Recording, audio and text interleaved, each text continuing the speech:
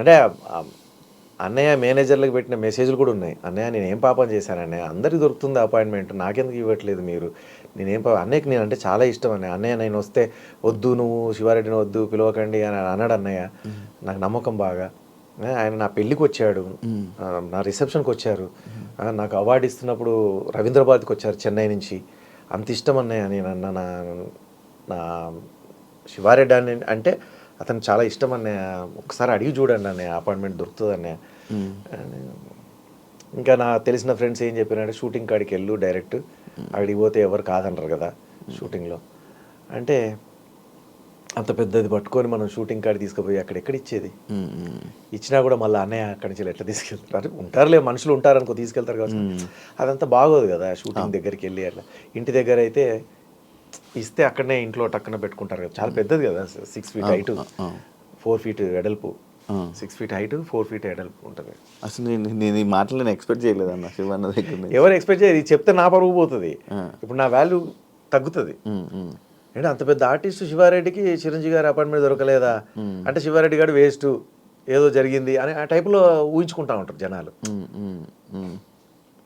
So ఇది చెప్తే నాకే డీగ్రేడ్, నేనేదో నువ్వు అడిగేసరికి టక్కున మాటలలో చెప్పేశాను. అంటే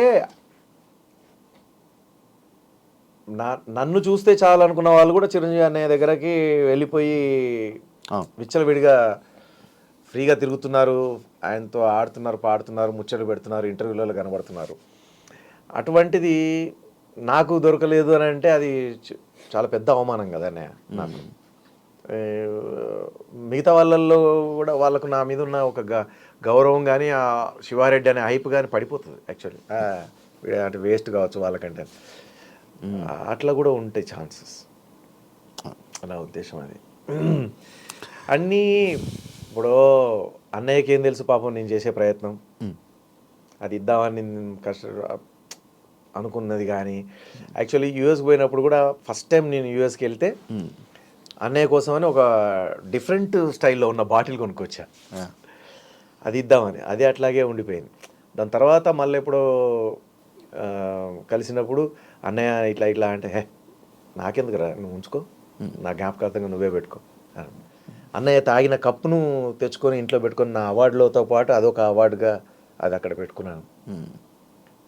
నా ఆఫీస్లోకి వెళ్ళంగానే నా అవార్డ్స్తో పాటు అన్నయ్య తాగిన కప్పు ఉంటుంది అవార్డుగా. అంటే అంత పిచ్చి, రోజు కలర్కి వస్తాడు అన్న. నిన్న కూడా వచ్చిండు, నా బిడ్డల మీద ఒట్టు, నిన్న కూడా వచ్చిండు కలలోకి. ఇది తప్పకుండా అన్ని చూస్తారు మళ్ళీ. ఆయన చెప్పా, నేను చాలాసార్లు చెప్పా అన్నయ్యకి, చాలాసార్లు చెప్పా, అన్న వారంలో ఒక 2-3 సార్లు అన్నా నా కళ్ళలోకి వస్తూనే ఉంటారు మీరు. ఇంకా మా తండ్రి అన్న రాడు, ఎప్పుడో ఒకసారి వస్తారు మా నాన్న. కానీ చిరంజీవి గారు ప్రతి వారానికి ఒక 3 సార్లు 4 సార్లు కంపల్సరీ రావాల్సిందే. ఒక్కొక్క వారంలో అయితే రోజు వస్తూనే ఉంటాడు కల్లోకి, ఏదో ఒక రకంగా ఏదో మాట్లాడుతున్నట్టుగా. ఇక అదే ఆ కళలో వచ్చిన ఆ మాటలు, నాతో ఆయన మాట్లాడే మాటలే తృప్తిపడి హ్యాపీ ఫీల్ అవుతుంటా. అంత పిచ్చి నాకు ఆయన. ఆయనతో అన్నాను, డైరెక్ట్ అన్నాను, మీ ఇంట్లో పనివాడిగానన్నా ఎప్పుడన్నా చేర్చుకో అన్నా, నీ ఇంట్లో పనివాడిగానన్నా రోజు చూడొచ్చు కదా, నిన్ను డైలీ చూడొచ్చు, వాళ్ళు ఎంత అదృష్టం చేసుకొని పుట్టారు మీ ఇంట్లో పని వాళ్ళు అని చెప్పేసి అంటూ ఉంటాను. అమెరికాలో పోయినప్పుడు చాలా వారం రోజులు శ్రీకాంత్ అన్న, నేను, రవితేజ్ అన్న, ఆయనతో పాటే ఆయన రూమ్లో ఉండేవాళ్ళం, ఆడేవాళ్ళం, పాడేవాళ్ళం, అన్నీ ఎంత ఫ్రీగా ఉండాలో అంత ఫ్రీగా ఉండేవాళ్ళం, అంత ప్రేమగా ఉండేవాళ్ళం, కలిసి భోజనం చేసేవాళ్ళం. ఇక్కడ హైదరాబాద్లో పెరుగన్నం కలిపి తినిపించాను అన్నయ్యకి, వదినమ్మ తీసుకొచ్చింది పెరుగన్నం. అబ్బా నాకు అదృష్టం దక్కనియండి వదినమ్మ అని చెప్పేసి ప్లేట్ లాక్కొని ఆ పెరుగన్నం నేను తినిపించాను అన్నయ్యకి. సో అంత క్లోజ్, అంత పిచ్చిగా. అంటే మనము ఒక వ్యక్తిని ఎంత పిచ్చిగా ఇష్టపడతామో అది బయటికి చెప్తేనే తెలుస్తుంది. కానీ నేనేందంటే నాలోనే ఉంచుకుంటూ ఉంటాను, నేను చేసే పొరపాటు అది. నేను అంత పిచ్చిగా ఇష్టపడుతుంటాను కదా, ఆ పిచ్చిగా ఇష్టపడేది నేను ఇష్టపడుతున్నానని నేను అనుకుంటూ ఉంటాను. అంతేగాని నేను మిమ్మల్ని బాగా ఇష్టపడతాను, నువ్వంటే నాకు ఇది, నేను అది అని చెప్పేసి అవి మీ దగ్గర ఎక్స్ప్రెస్ చేయలేను. పైగా అంత సమయం కూడా దొరకదు. దొరికినప్పుడు మనకి ఇవి గుర్తుండవు. ఆయనతో స్పెండ్ చేయడం, ఆయన చూసుకుంటూ ఉండిపోవడం. స్టాలిన్ సినిమాలో ఆయనతో త్రోట్ సినిమా అంతా చేశారు. స్టాలిన్ సినిమా అవకాశం రావడానికి కారణమే చిరంజీవి గారు. వాడిని శివారెడ్డిని పెట్టండి, సునీల్ని శివారెడ్డిని ఇద్దరిని పెట్టండి, రైట్ హ్యాండ్ లెఫ్ట్ హ్యాండ్ ఇద్దరు అని చెప్పేసి. ఆ సినిమా షూటింగ్ జరిగిన రోజు నేను ఏ రోజు ఆయనతో మాట్లాడలే, ఇట్లా చూసుడే అంతే. అంటే చెప్తున్నా ఎగ్జాంపుల్కి, మాట్లాడడం తక్కువ, ఆయన చూసుకుంటూ ఉండడం, ఇలాగే చూస్తూ ఉండేవాడిని. ఇట్లా ఇప్పటికి కూడా ఏదైనా ఫంక్షన్కి వచ్చాడు అనుకోండి, నేను ఆడ పక్కన నిలబడి ఇట్లా నేనే చూస్తూ ఉంటా. ఇక్కడ స్టేజ్ మీద ఏం ప్రోగ్రామ్ జరుగుతుందో నాకు అనవసరం, ఏం మాట్లాడుతున్నారో అనవసరం, ఏం జరుగుతుంది నాకు అనవసరం. ముందు కూర్చున్న సోఫాలో కూర్చున్న అన్నయ్యనే ఇట్లా చూస్తూ ఉంటా. ఒకవేళ నన్ను చూశాడు అనుకో, టక్కన పోతా, ఒక సెల్ఫీ తీసుకుంటా, మళ్ళీ వెంటనే పక్కకు వచ్చేసి మళ్ళీ నిలబడతా. అట్లా ఎన్ని ఫోటోలు ఉన్నాయి అన్నయ్య నా దగ్గర.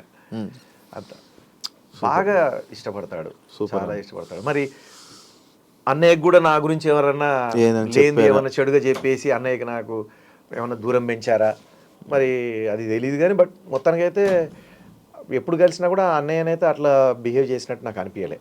చిరంజీవి గారు ఎప్పుడు ప్రేమతోనే ప్రేమగా. అదే మీరు ఇప్పుడు అన్నదే, ఎవరైనా ఏమని ఏదైనా చెప్పు ఉండొచ్చు, లేకపోతే ఏదైనా జరిగి ఉండొచ్చు. పవన్ కళ్యాణ్ గారు కూడా బాగా ఇష్టం. పవన్ కళ్యాణ్ గారు అన్నయ్య దగ్గరికి వెళ్ళినప్పుడల్లా పవన్ కళ్యాణ్ నన్ను చూసేవాడిని. చాలా నేను చేసే మిమిక్రీకి బాగా నవ్వుతాడు పవన్ కళ్యాణ్ అన్న. వజ్రోత్సవాలు అప్పుడైతే పగలబడి నవ్వారు, ఇట్లా నెత్తి ఇట్లా పెట్టుకొని ఇట్లా ఇట్లా నవ్వుకుంటూ ఇట్లా. అసలు రేణు దేశాయ్ గారు అయితే ఇట్లా పట్టుకొని చెయ్యి పట్టుకొని, ఈయన ఇద్దరు ఇట్లా పట్టుకొని అంత పగలబడినాడు. ఆయన పొలిటికల్గా ఎంట్రీ అయిన తర్వాత తిరుపతి ఎయిర్పోర్ట్లో కూడా పవన్ కళ్యాణ్ గారు కలిసినప్పుడు చాలా ప్రేమగా మాట్లాడారు. నేను, నా వైఫ్, పిల్లలు ఉన్నాం. చాలా బాగా మాట్లాడి అంతమంది తోస్తున్నా కూడా, చేస్తున్నా కూడా, ఓకే శివ కలుద్దాం, తొందరలో కలుద్దాం మనం, okay bye, all the best అన్నయ్య అని చెప్పి సో అట్లా. బాలయ్య బాబు గారు అన్నా కూడా అందరూ అన్నా నేను ఎప్పుడు న్యూట్రల్ అన్నా. బాలయ్య బాబు గారు అన్నారు నిజంగా. రీసెంట్గా ఆయనది ఒక ఫంక్షన్కి మీరు వెళ్ళినప్పుడు బాలయ్య గారు మీ నాన్న ఎన్టీఆర్ గారు, సీనియర్ ఎన్టీఆర్ గారు వాయిస్ ఇస్తే ఆయన చెయ్యి పెట్టుకొని, అసలు యాక్చువల్లీ అందరూ వేదిక మీద ఉన్నప్పుడు నేను చెయ్యాలి, బట్ అప్పుడు సమయము తక్కువ ఉండడం వల్ల బాలయ్య బాబు గారు చేస్తావా అనుకుంటూ అడుగుతున్నారు పాపం. కానీ యాంకర్స్, ఇటు పొలిటికల్ లీడర్సు, వీళ్ళు వాళ్ళ పిఏలు, ఇది కాదమ్మా సార్ తొందర పోవాలమ్మా అని ఇదోనా అదే, ఇవన్నీ క్లమ్జీ అయిపోయినాయి. బాలయ్య బాబు గారు దిగి వెళ్ళిపోయే మూమెంట్లో జనాలకి ఒకసారి మెసేజ్ పెద్ద ఆయన లాగా అని చెప్పేసి అన్నారు. అప్పుడు నా తెలుగు జనానికి, నా తెలుగింటి ఆడపడుచులకు, నా అన్నదమ్ములకు అని చెప్పేసి ఇక్కడికి వచ్చినందుకు, శత దినోత్సవ వేడుకలకు వచ్చినందుకు 100,000,000 వందనాలు అని చెప్పేసి చేస్తుంటే ఆ వాయిస్ విని బాలయ్య బాబు గారు వెళ్ళే అతను టక్కన చూసేసి మళ్ళీ వచ్చేసాడు. మళ్ళీ స్టేజ్ ఎక్కి వచ్చేసాడు. వచ్చేసి మంచిగా నా భుజం మీద చెయ్యేసి గట్టిగా పట్టుకొని చెప్పు అని చెప్పి మళ్ళీ చెయ్యి అట్లనే పెడితే, మళ్ళీ నేను ఇట్లా ఆయన చెయ్యేసిన తర్వాత ఎట్లుంటుంది, ఇట్లే చెప్పగలుగుతామా, చెప్పలేం కదా. చెయ్యేసేసరికి కొంచెం ఇలా ఉండి చెప్పాల్సి వస్తుంది. ఆయన అర్థం చేసుకొని చెయ్యి తీసేసి చెప్పు అని చెప్పేసి మంచిగా చేతులు కట్టుకొని ఇట్లా చూసుకుంటూ జనాలు ఎట్లా ఎంజాయ్ చేస్తున్నారు అని చూసుకుని, సూపర్ చేసావా అని గట్టిగా పట్టుకున్నాను. అందరితో ప్రేమగా ఉంటాను భయ్య, అన్ని పార్టీలతో ప్రేమగా ఉంటాను. సో అందరి దేవుళ్ళకి మొక్కితే ఆ దేవుడు చూసుకుంటాడులే, ఈ దేవుడు చూసుకుంటాడులే అని చెప్పేసి అందరూ అంటారు కొంతమంది. అదే నువ్వు పొరపాటు చేస్తుంది అని అంటారు కొంతమంది. నువ్వు ఏదైనా ఒక దేవుడినే నమ్ముకుంటే, ఏదైనా ఒక పార్టీనే నమ్ముకుంటే నీకు ఏదైనా దొరుకుతుంది. సో నువ్వు అందరు అనేసరికి ఆయన పెడతాడులే అన్నము, ఈయన పెడతాడులే అన్న కూర, ఆయన పెడతాడులే అని అనుకొని ఎవరు పెట్టకుండా అయిపోతుంది అని అన్నట్టుగా ఆ టైపులో అయిపోతుందేమో నా లైఫ్ అని అనిపిస్తుంది. సో అందరితో ప్రేమ ఉండడం కూడా మరి తప్ప, అన్ని విధాలుగా అందరితో బాగుండడం, మనిషి అన్నాక అందరితో ప్రేమగా ఉండాలన్న ఉద్దేశంతోనే నేను అలా వెళ్తూ ఉంటాను అనమాట. అందరి హీరోలతో ఉంటాను, ఈ పార్టీకి అని ఆ పార్టీకి అని, లేకపోతే అందరు ఈ హీరోనే అని ఆ హీరో. అయితే వ్యక్తిగతంగా చిరంజీవి గారు అంటే నరనరాల్లో పిచ్చి ఫ్యాన్ ఒకరు ఉంటారు.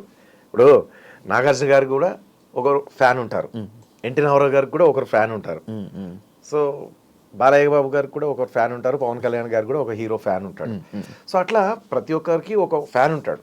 బట్ అట్లా అని చెప్పేసి వేరే వాళ్ళని ప్రేమించారని కాదు, వాళ్ళందరినీ ప్రేమిస్తారు. నేను అట్లాగే అందరి హీరోలను ప్రేమిస్తాను, అందరు కమెడియన్స్ ప్రేమిస్తుంటాను, అందరి పార్టీలను అందరి ఆల్ సీఎంస్ని ప్రేమిస్తూ ఉంటాను, అందరిని అభిమానిస్తూ ఉంటాను. కానీ హీరోగా అన్నప్పుడు ఒక వ్యక్తి ఉంటాడు ఇక్కడ, ఆ ఒక వ్యక్తిని బాగా ప్రాణంగా చూసుకుంటాం. ఒక లీడర్ అన్నప్పుడు ఆ లీడర్ ఒక అతను ఉంటాడు మనకు మనసులో. అట్లా అని చెప్పేసి వేరే లీడర్ మనం ద్వేషిస్తామని కాదు, వేరే హీరోలను మనం ప్రేమించమని కాదు. అట్లా